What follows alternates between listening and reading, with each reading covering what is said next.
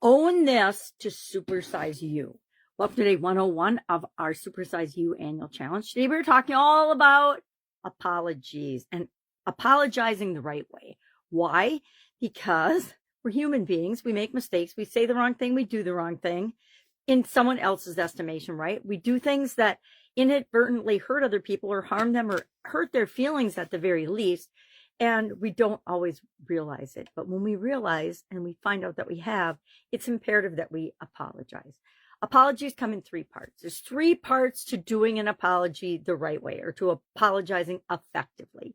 Number one, sincerely say that you're sorry. So many people, and I think we've all experienced this, get a half-ass or fake apology. And we can tell the difference. We're human beings. We're like little lie detectors or inauthenticity or insincere detectors. And we can tell if somebody's just blowing smoke at us or if they're sincerely sorry for the thing that they did. But the first part of an effective apology, an effective apology is, number one, I am sorry for blank, the specific behavior and part I played in the thing that I'm apologizing for. If I say something in a way that somebody takes it the wrong way, or that I didn't necessarily word it in the best way possible, imagine that, and they get upset about it, that's on me because I should have presented it in a way that was more in line with their understanding. You know, you don't talk the same way to a 3-year-old that you do a 33-year-old. You don't treat customers often the way we treat ourselves, right? Negative self-talk and things. So the first thing we do is we apologize for a specific behavior. This is what I'm sorry that I said you were a jerk or whatever it might be. But it's got to be a specific behavior so the person knows that you sincerely have considered what you're apologizing for and that you really mean it. The second part is I understand it impacted you blank, and then say how you believe that it impacted them. They probably already told you if they were screaming at you or something, but I'm sorry that when I said that, it hurt your feelings. And I'm sorry when I said that, it hurt your feelings. I guess we could leave it at that, right? But how did it impact them? And undermined your self-confidence. I don't think we have to go that far. And then the third step is I will blank. What am I going to do to make it right? Right? When we make a mistake or do something wrong, it is our responsibility to make it right. Now, sometimes accidents happen and things, but what I'm talking about is when you say something or do something, you know, if you said you were going to call and you didn't call me back, if you didn't follow up with me, that hurt my feelings. And so I want my friend to apologize and say, hey, I said we were going to get together this Saturday. I blew you off for X. Well, better opportunity, right? Well, you could have at least called me and let me know. It impacts me because I could have made other plans, but I was waiting around for you. Things like that. When we apologize in this way, the 3-step process, I'm sorry for the specific behavior. I understand that it impacted you in this way. And thirdly, I will blank to make it right. I will blank. I will try to do better in the future. It could be as simple as that. I will pay more attention in the future. I will meet you this Saturday and I promise not to blow you off. Now, if you promise and you blow them off, probably maybe relook and evaluate that situation. Okay, so apologizing the right way. We're going to practice that today. That's going to be our action item.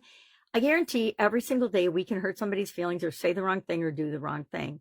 And it's how do we go about making it right? A lot of times in our head, we just blame the other person and we don't think we need to apologize. Wrong answer.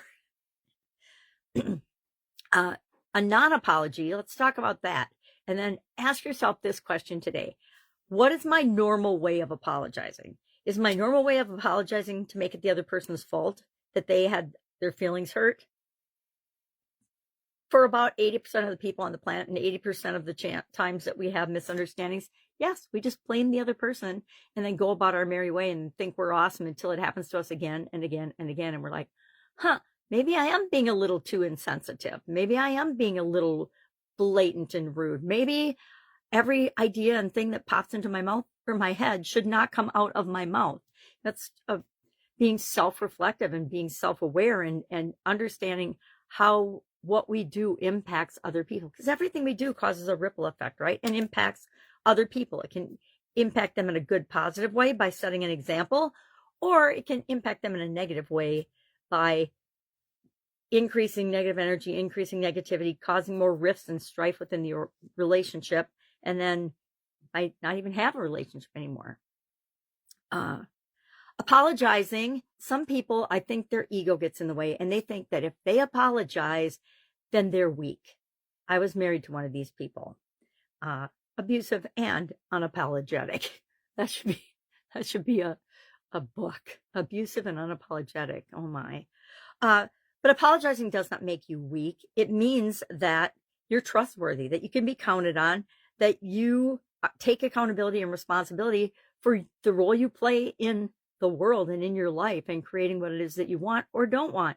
Guess what? If I'm apologizing for something, I was creating something I didn't want. I don't want more strife in my relationships. I don't want more negativity in my life. I don't want more hurt feelings and more people, because all those negative feelings, boom, go out into the world just like the positive good ones do.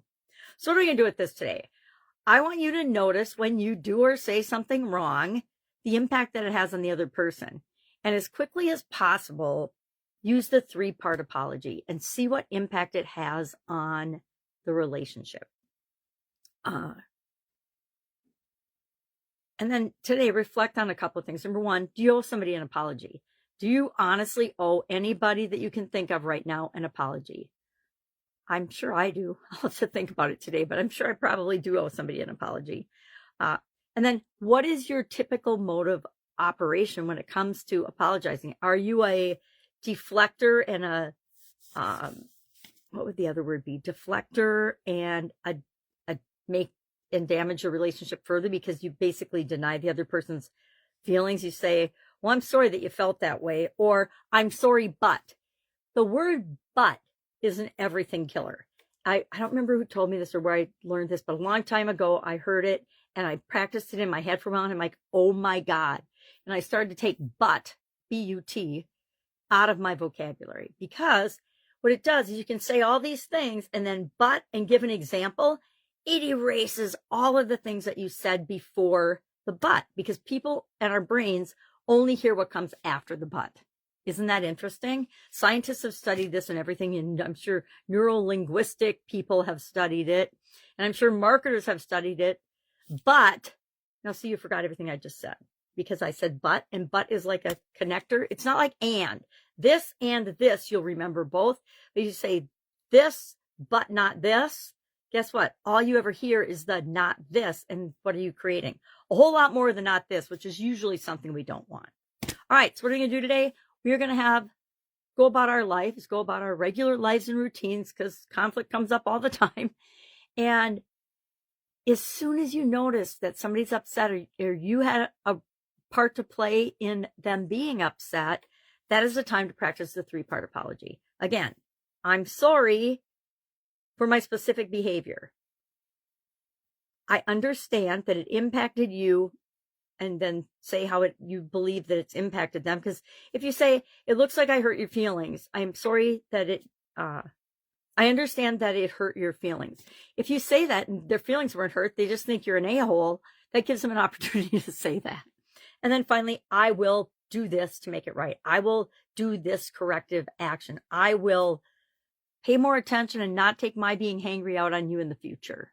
Things like that. Amazing how powerful an apology done the right way can be to build trust and continue the relationship in the way we want it to go, or how devastating it can be in relationships when the other person or one of the parties does not. And it is a clear sign of disrespect. If you don't have the ability to apologize, it isn't just your ego. It's a sign that you don't respect other people, and you definitely probably don't respect yourself either. So who wants to be sending that signal out in the world and letting people know, hey, I don't really respect myself. That's why I don't apologize for anything. That's why I'm above apologies, whatever. All right.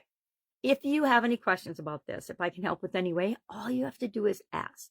I'm in an all-day intensive training again today, 12 to 8 p.m. my time, but otherwise outside of that, I can be reached and can be available. All right, have an awesome day. I'll, of course, be with you tomorrow.